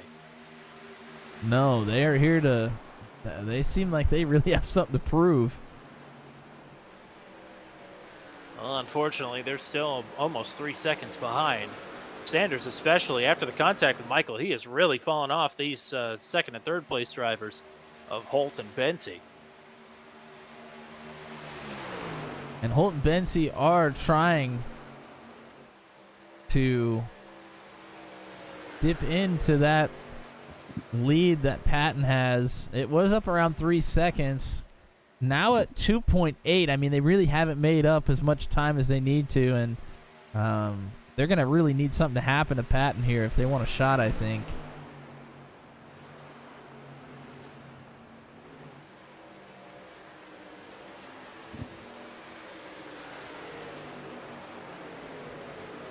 Ten to go. Now make it 9.5. They're cutting in just a little bit.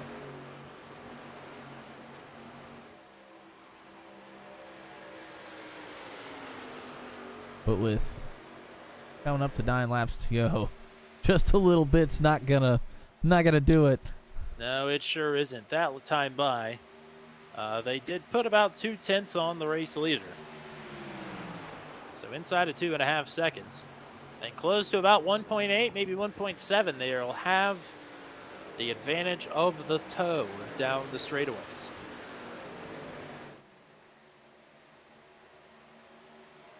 And they're working together right now to try to make up that time. Holt just staying behind the 29 to try to push each other here. Caleb Bensey usually has a couple of people watching him, so if you're here rooting on the 29 tonight, let us know. Give him a little bit of good energy here as him and Roland Holt try and close their way back up to the lead. They put another 10.5 in that time. But the laps are ticking away.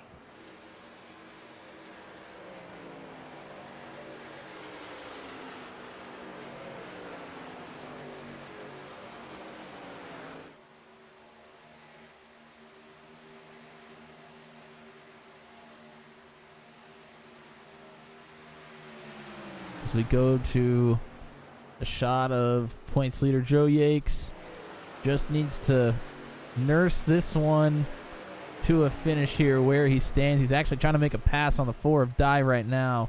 Slips in behind.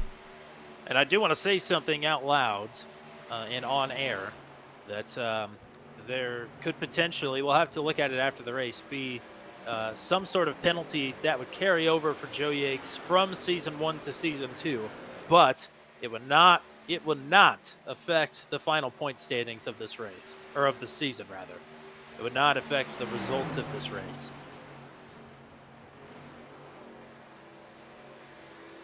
The lead is under 2 seconds. Bensey and Holt just chipping away. 6 to go. Just about in tow range here. And if they do get there, they're going to start closing a lot faster. If they get there. Oh, boy. Yes. Coming to 5 to go. Bensey and Patton, these two always seem to be in the thick of it with one another, whether they're just inside of the top 10 or running first and second. They've had fun with it. Something tells me this one may not be as fun as now. Caleb Bensey and Roland Holt are 1.7 seconds behind the race leader.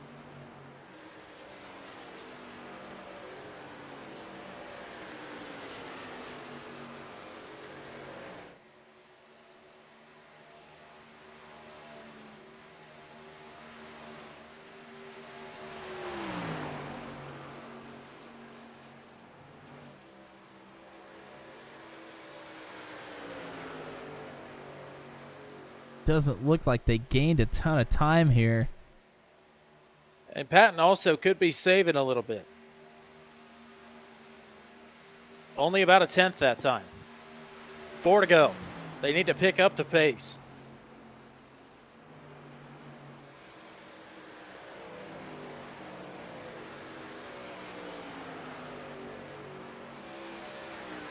Brantley Gainey is still running in fourth. Gavin Sanders, Dakota DeMay, James Lehman, Anthony Radel, Johnny Nielsen, and Troy Thomas inside the top 10 right now. But all eyes on the top 3 here as we come to 3 laps to go. Is the gap shrinking still? It's about another tenth, it seems. We get a pretty good look at the gap between your leader and second and third right here with the chopper view. About a tenth and a quarter. And a little bit of lap traffic now for the leader. Will that help him with a tow, or will it slow him down?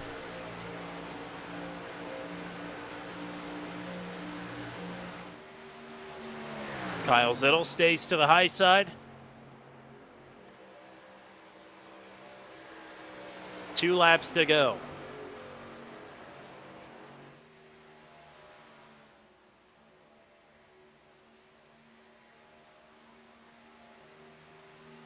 The gap shrinks just very slightly. The race for the lead may be off. When is Holt going to throw in the towel and give it all he's got to try and get around Bensey for second?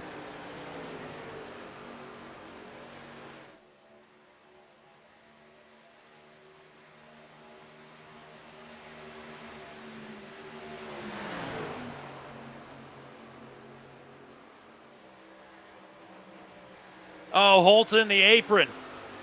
Loses the back of the truck, hangs on to it.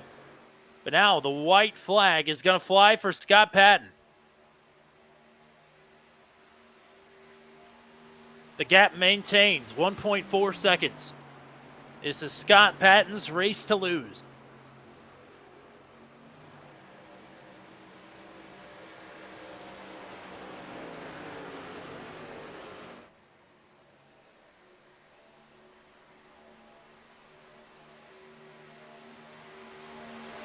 It may not have been the race that his teammate wanted, but Bandit Motorsports is going to take home a title nonetheless, thanks in part to Scott Patton winning his second race of the season. Caleb Bensey back on the podium, second here tonight. First career podium for Roland Holt.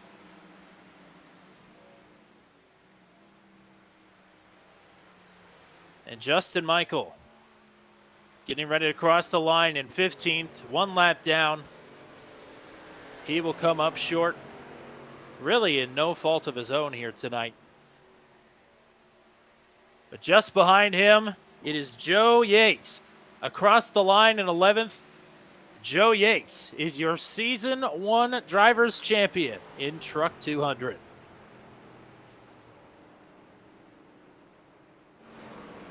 Boy, and that championship was not settled the way we thought it would be.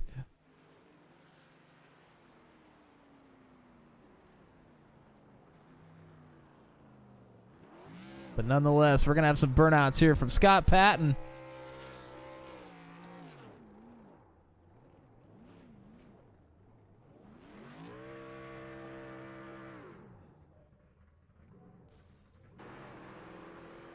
And not too far away is going to be the 87 of Joe Yakes.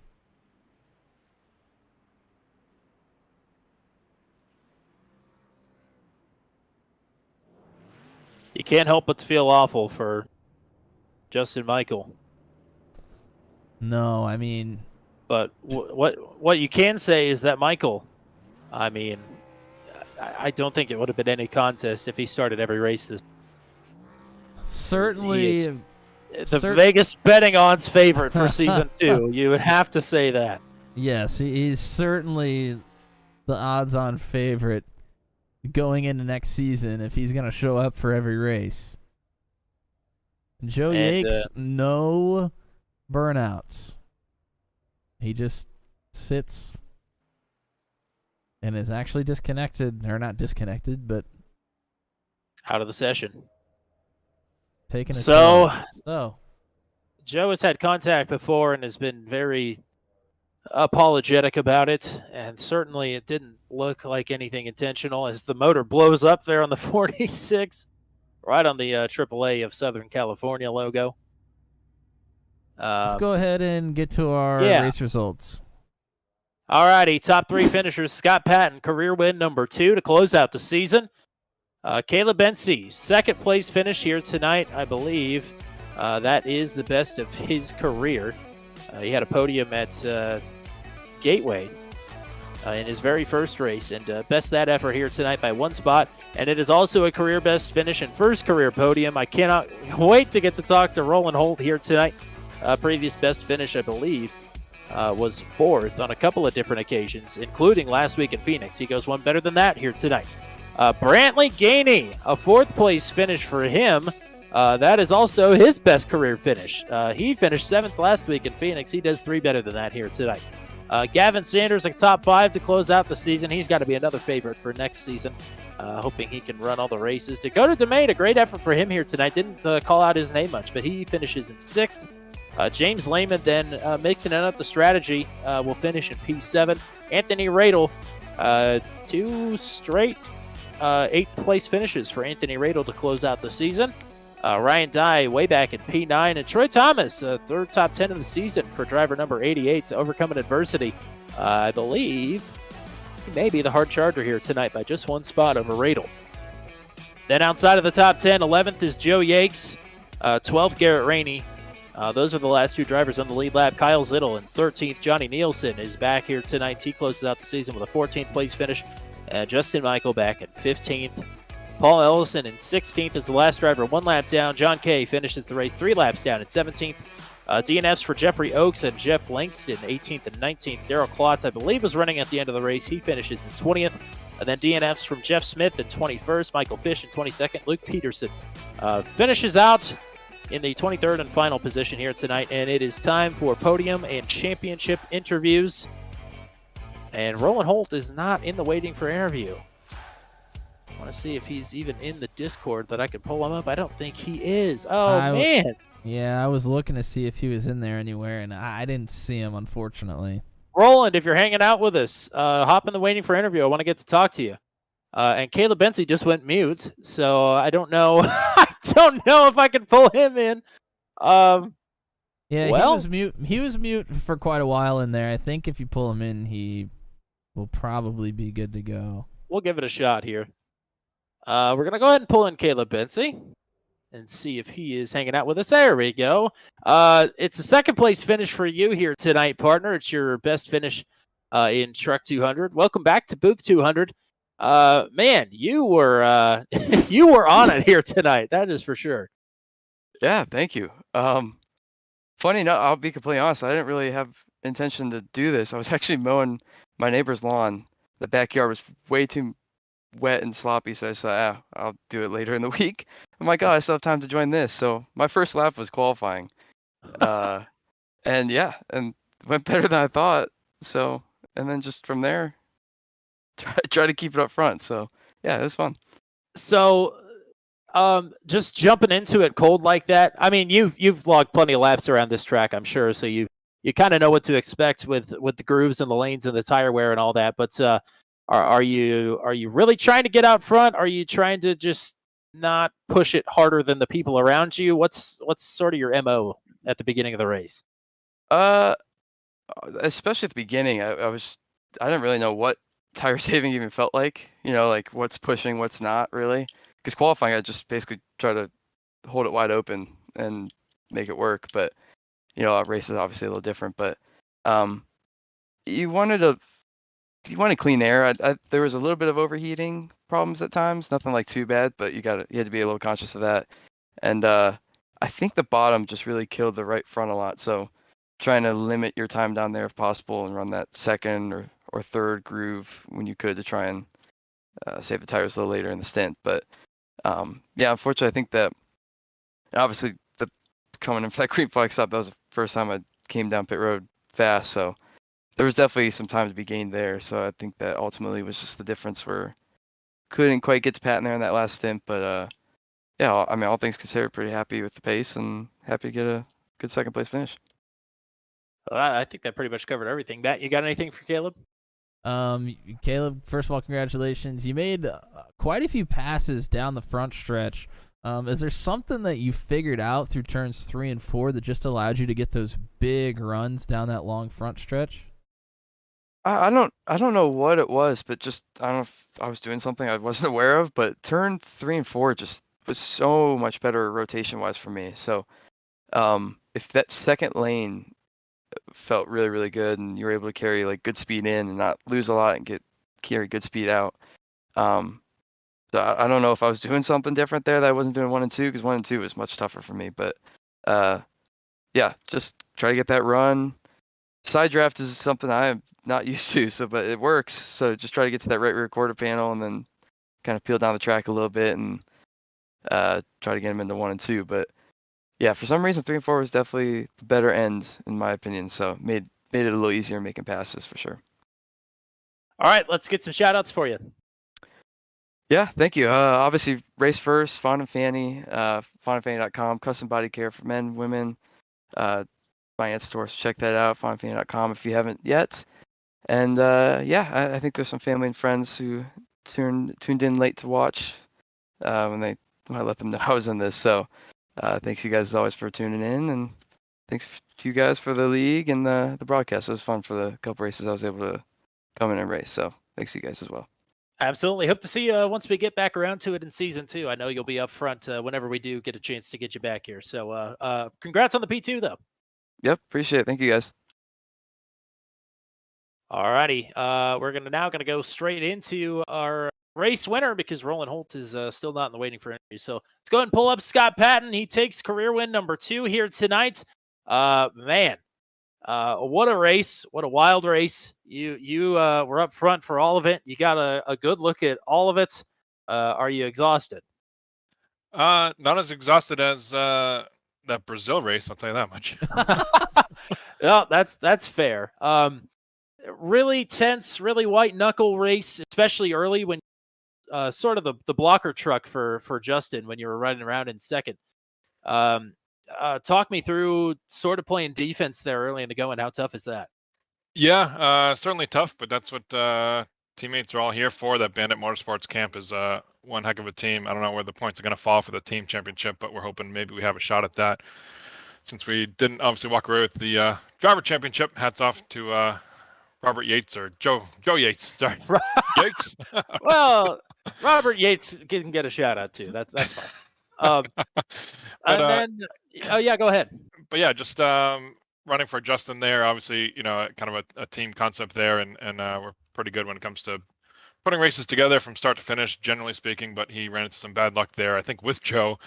Joe seemed pretty apologetic about it and pretty bad about it, but I don't know exactly what happened there. But then, yeah, then it was kind of our race to get as many points as we could and hopefully try to capitalize on the team championship if we can. So those guys on the pit stop really did their work, and that's what kind of won us the race and getting that 2-second gap coming off and the less green flag pit stop there. And then you're sort of watching the gap close behind you. Are you worried? Are you saving anything? Definitely worried for a little bit, although I knew he was faster, and I know Caleb is obviously super talented, and it was fun racing him fender to fender and swapping back and forth in the beginning of the race. So I knew he knew exactly what was going on with that truck. So doing what he had to do and closing that gap, I think it came down from 3+ seconds down to less than a second and a half. So I was kind of doing some math, running the laps in my head, and I kind of figured as long as I ran my line and just kept my eyes out front, that he probably wouldn't have a shot at me. So we did that, and it paid off there. Matt, what do you got? Congratulations, Scott. Talk to me about that first stint or first couple of stints that we had when you were behind Justin for quite a while and you had a lot of trucks breathing down your neck. Is at any point you think it's best to just go ahead and go by and maybe break that pack up a little bit, or were you kind of sticking with him the whole way? There was some of that, I guess.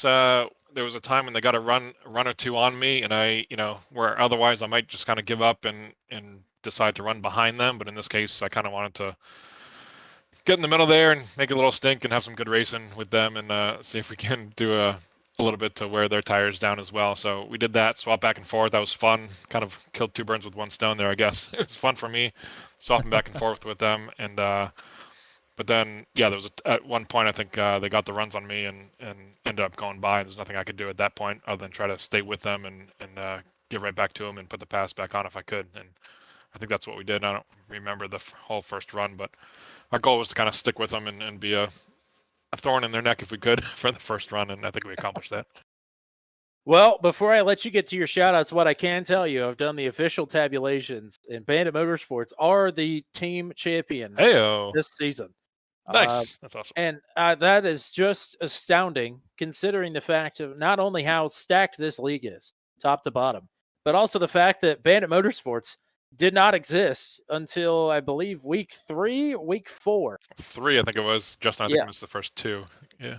So, incredible work by all you three all season long.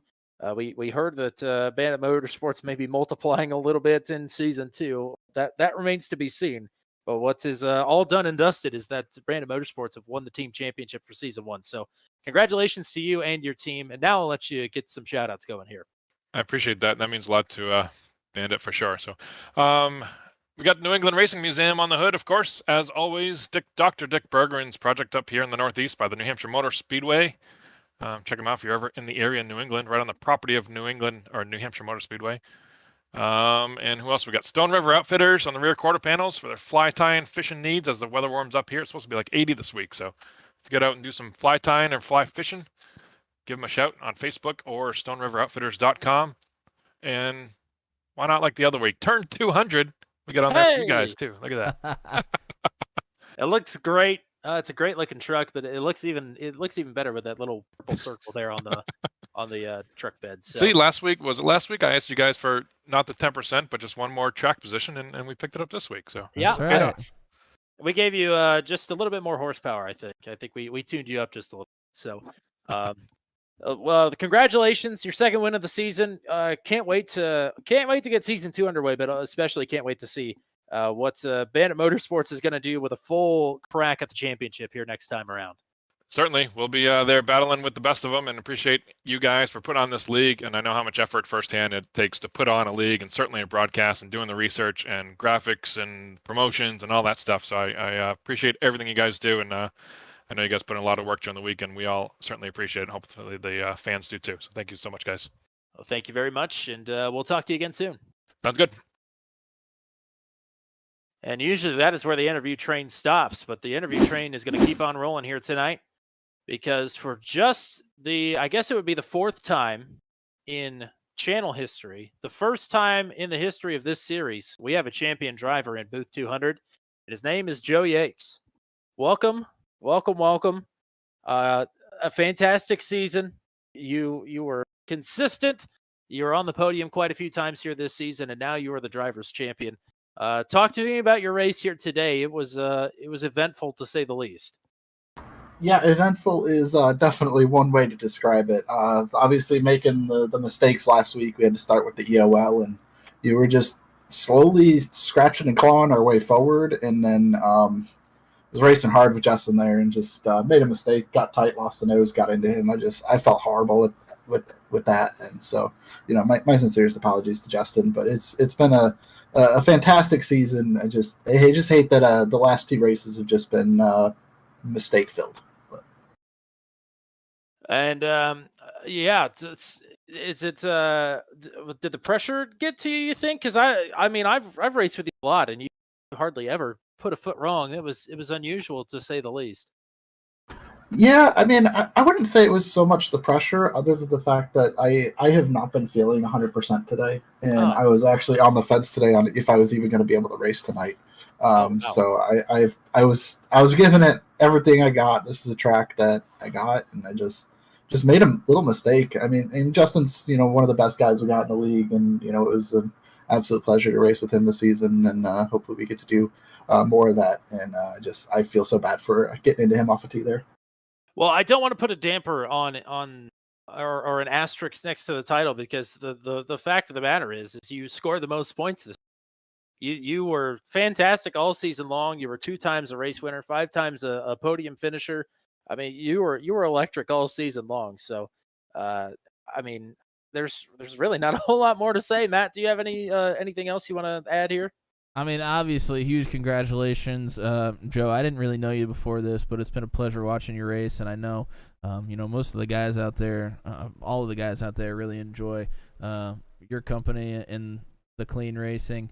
Coming into tonight, I got to applaud you because you had to be patient with your attack, and it seemed like you did exactly what you needed to. You're up to about 7th, I think, before that second round of pit stops. What was your thoughts coming into tonight, knowing you had to start from the back, and what was the mindset there? Well, Auto Club Speedway is one of my favorite tracks. I absolutely love racing on this place, and I knew going into this race, we're going to have the EOL. But if there's any place, any track where I can take an EOL and find my way to the front over 100 laps, it's this place right here. And it was all about just looking after the tires and just picking them off one at a time. I knew I had 100 laps to get up there, and I was definitely in no hurry. I was just one at a time, one spot at a time, one lap at a time. That's all we were working on tonight. Well, I had a to-do list at the beginning of this season. One of those things on the to-do list was to actually find drivers for this league. And I sat down and really thought about maybe like 15 guys that I would really want to be racing in a league that I was running week in and week out. And you were pretty near the top of the list. We've raced a lot of Thursdays together, although usually in different halves of the field. But you were one guy that I wanted here. I'm very happy that not only have you run every race this season, one of the only few to do that, but you were our driver's champion. That is incredible. I'm very happy for you. Very proud, if that means anything at all. But let's get some shout outs for you here tonight. I know you've got viewers on Glimish and sponsors and everybody to thank. So let's have at it. Yeah, thank you so much. Like I said, just thank you for inviting me here. It's been a blast, but no stream on Glimish tonight because I've been feeling a little under the weather. So I'll get them some screenshots and some updates and let everyone know what happened, and wishing those guys well. But I definitely want to shout out my guys at Indie Autosport. Adam Cantwell, I don't know where he was. It's kind of hoping he would be here tonight. It's been good racing with him this season, and just thank you for letting me race with you guys. It's been a blast. Absolutely. You planning? I know it's a little bit out. You planning on 2? Tentatively, yeah. That is the plan right now. Excellent. Well, we're even if it's part time, we're looking forward to having you back, and you'll go down in the history books as the first ever champion of Truck 200. So, congratulations to you. And I usually say go party hard, but I guess go rest up because you've earned it either way. Yeah, I'm gonna go to bed here after this and just kind of rest up. But thank you. It's been a fun season. And what a sentiment to close on there. It's been a fun season. I have to agree. And again, Joe apologized for the contact, and I want to reiterate that any penalties that would come out of this race would not affect the point standings. The point standings are final. Joe Yakes is your driver's champion of season 1. I'd say what a season. I mean, we did it. We did it. That's you and I have tried to get a couple of leagues off the ground before and couldn't. And that's not any of your fault. That was really all my stubbornness and my fault. But we did it this time.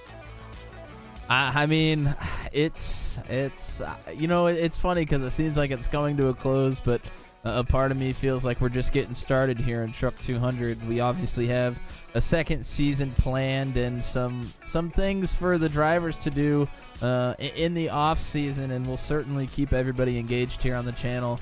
Other series to broadcast in between then as well. Venom Truck Series coming up. Really not that far away. Season 6 of the Venom Truck Series. So less than a month now. Yeah, so we're keeping things rolling here on Turn 200. If you're not subscribed already, please do subscribe and bring some friends along. But I got to tell you, like you said, we've tried to definitely get one league started, and it was a total flop. Just could not be more thankful for the drivers coming out to drive and race this season, season 1 of Truck 200. You guys are the ones that make this possible, for us to even have a broadcast and have a season. And just thank you so much to every person that came out, whether they raced every race or only raced one. We very much appreciate it. Absolutely. And I think we just got Rainman 5000 in the chat. Greg Roberts was wanting us to say hi to you. Or I don't know if it shows up in the chat for you or not, but Flinky says hi. Appreciate you racing with us here this season. Appreciate you hanging out with us here as we close out the broadcast and close out another season here on Turn 200. We are not 100% sure when we will be back on the air. At the very latest, we will be back on May 9th for the opening race of Season 6 for the Venom Truck Series from Daytona. We may or may not, and this is not me teasing, this is me genuinely not knowing, we may or may not have racing action between now and then. So to be sure that you are up on what is happening with Turn 200, as up as we are anyway, be sure to join the Discord server. Keep an eye on the announcements tab of the Discord. And that is where you will know if we are going to be back on the air between now and then, or at least hit subscribe and hit the bell, and then at the very least you can just panic and join whatever we're about to broadcast at the last second. Yeah. Rayman also says that he needs more retro racing roundup. I'm gonna give another shout out to that because I don't have any involvement in it. But it's the best thing that we do here on the channel, in my honest opinion. Tommy does a great job with it, and I think episode 3 is coming out on Friday. Is that right? Episode 3 will be out on Friday. It's the 2011 400, and that'll be a very good one. In fact, John K, who is now in the chat, was one of the 2 people that suggested it. I'm not too sure Garrett wasn't the other one. So, yeah, they're both here hanging out. Appreciate you guys coming out and racing with us here this season. Hey, and Johnny Nielsen hanging out as well. Thanks to Johnny for coming out and racing with us as well. And glad to see Johnny back. I'm sad that he had to miss the last 2 or 3 races. But he came back here tonight and just missed out on the top 10. Was running in the top 10 for a while in this race as well. So hopefully Johnny, Garrett, John, maybe even Flinky, Andy Poliski as well, can join us again in Season 2. We hope everybody will join us back here for Season 2. Green flag on Season 2, August 14th. And I will give away one schedule note. It is at Homestead. Homestead Miami Speedway will be the opening race of Season 2. It will be on August 14th. The rest of the schedule will be out soon-ish. And there will be one other announcement, maybe this week.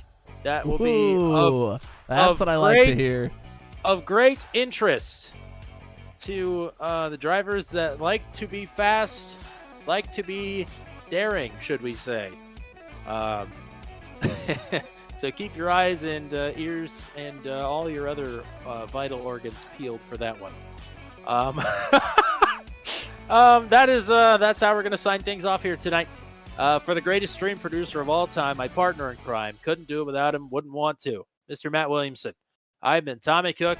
Until we meet again here on Turn 200, we say so long to Season 1 of Auto Club Speedway, where Scott Patton picks up win number 2, and Joe Yakes wins the Drivers' Championship.